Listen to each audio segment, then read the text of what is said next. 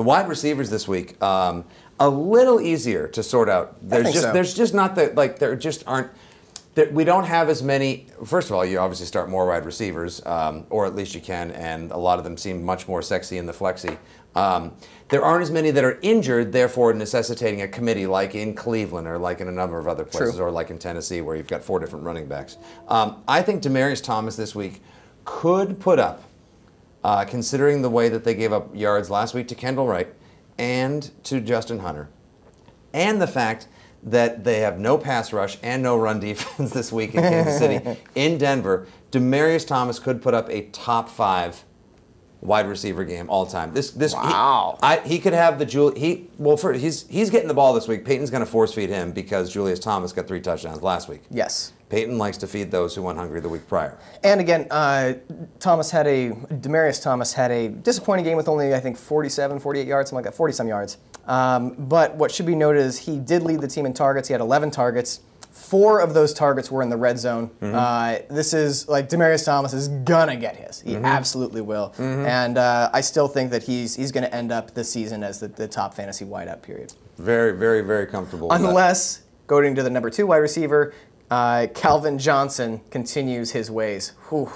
Oh man, that was fun to watch. That was fun to watch. Good to see him healthy again too. He's just one of those. He's just one of those guys, regardless of whether you own him in fantasy or not. I had next to 0 rooting interest Monday night. I needed a couple extra points from Reggie Bush. He didn't get them. I hope you enjoyed getting let off this week. I needed a few extra points from Reggie Bush, but otherwise, I was just watching that game because it was on. I'm a guy, and that was football. Megatron looked phenomenal. He's not hurt. He too also looks like he's taken excellent care of himself. God, the catches, the body control that guy has for a giant like that. Amazing. Amazing. I just, as someone who accidentally ended up with a starting combo of Matt Stafford plus Calvin Johnson, was not what I was planning to do with my draft, and that was a fun game to watch. Oh God, I love the double bonus. The QB to wide receiver. As I cruised to a week 1 points leader. Money bonus. Good times. That's a chip and a carrot in the dip bowl. Yes, sir. Nice? Yes, sir. Double dipper. Let's move on. A.J. Green against Atlanta, I think, is an excellent call. Des Bryant, definitely a bounce back week. Right. And number 5, Antonio Brown at Baltimore. Antonio Brown, this is his season. He is just fantastic. Really, and I'd put him top 5 alone just for the flying Hadouken that he gave to the punter. the Antonio Brown, if nothing else, the Sparta kick. The Sparta kick. Some people called it the Daniel LaRusso. Yeah. That was, if for no other reason, I'd top 5 him this week just because he made the internet last week. Oh my God, that's going to be just. It's just such an amazing, like, years from now, we're like, remember that time Antonio Brown kicked the punter in the face? That's got a running start. That's like a Jerome Simpson flip into the end zone. I will always remember that. Oh, it's fantastic. That's some interesting footwork in the last year or so from Pittsburgh in general. But with Tomlin on the line, yeah, indeed. And Antonio Brown stepping out of bounds. Oh, that's right, and cost them the flat spot last year. All sorts of fun things.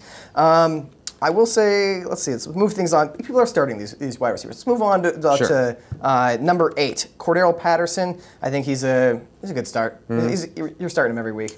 Mike Wallace, last week, earlier you were criticizing Joe Hayden, saying, like, you know what, I'm not so impressed with Hayden Island because he gave up a touchdown last week. He can be had. Look, Darrelle Revis gave up a touchdown to Mike Wallace last week. Maybe it's the week 1 blues. Maybe it's some of these guys are poised for better seasons. Ironically, the play that Darrelle Revis got blown past on a double move was not the play that he gave up a touchdown on. No, but one where he actually swatted the ball into Mike Wallace's hands.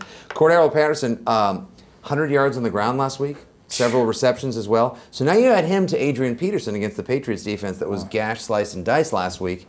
He's looking pretty meaty. The only question is, who gets Revis this week? And I think Greg Jennings is going to get Revis, and that's why I like Cordarrelle Patterson much more. Now, Revis played 65 defensive snaps last week. 64 of them were on the left side of the defense. So I think it's just a matter of where do the Vikings want to move Patterson around to get him the ball. And they move him around much more. He's constantly in motion. Right. So I think it's not worrying about being on Revis Island is a real consideration. Play that fantastic guy.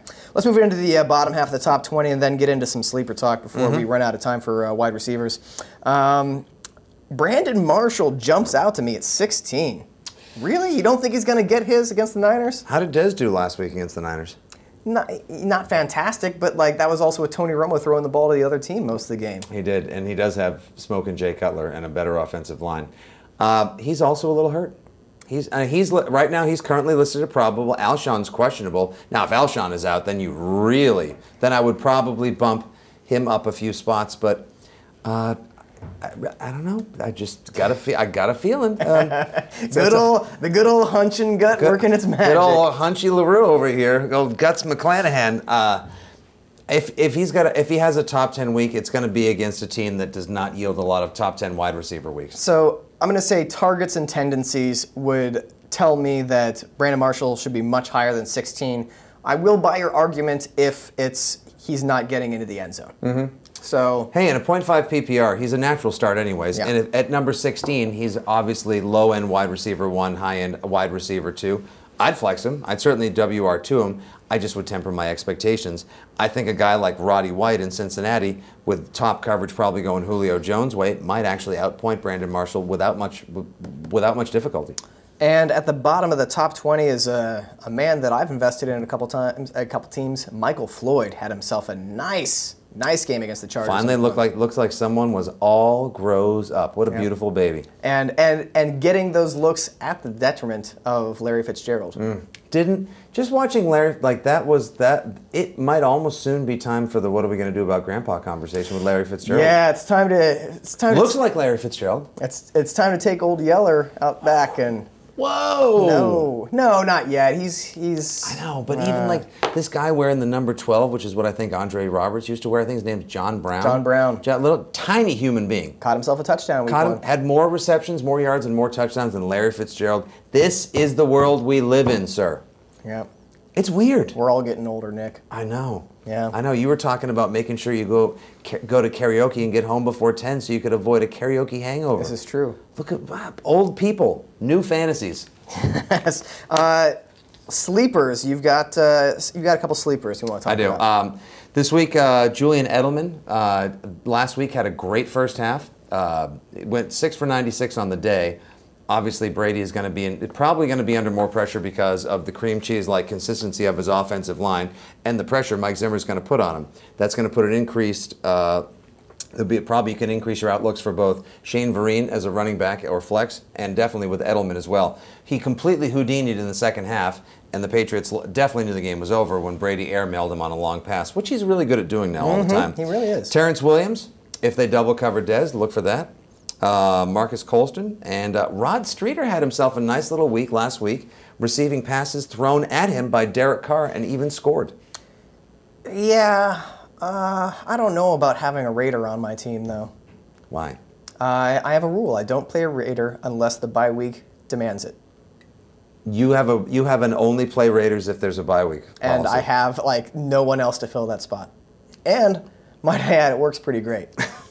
Well, I mean, you've been reasonably successful with it, but what's wrong with 5 for 80 and a touch? They're already down a Clowney in Houston, so you got to figure maybe there'll be a little less intensity from that defense. I don't know. I've seen worse flex options. 2 players I want to talk about missing from your top 20. Go ahead. One is Deandre Hopkins, who I'm happily starting this week. Sleeper. I think that he had a great week 1, and he's entering that territory where I think he might be a must-play every week. So It's year 2. It's Utah. Give me 2. Yep. And then Victor Cruz not on your list, and I think that's just fine. I do too. Go home. Go eat your Campbell's chunky soup. Do you know that he had 2 catches last week, which is the same number of passes from Eli Manning that the Lions defense caught?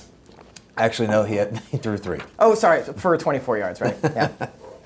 3 interceptions, 2 catches to him. There were more passes thrown to Detroit than there were to Victor Cruz. Oof, man. Hey, thanks for watching this SB Nation video. If you liked it, do us a solid and click that thumbs up button. And for more from SB Nation, subscribe to our channel. And while you're at it, how about watching one of these videos over here? Come on, what else are you doing today? Click it. Go.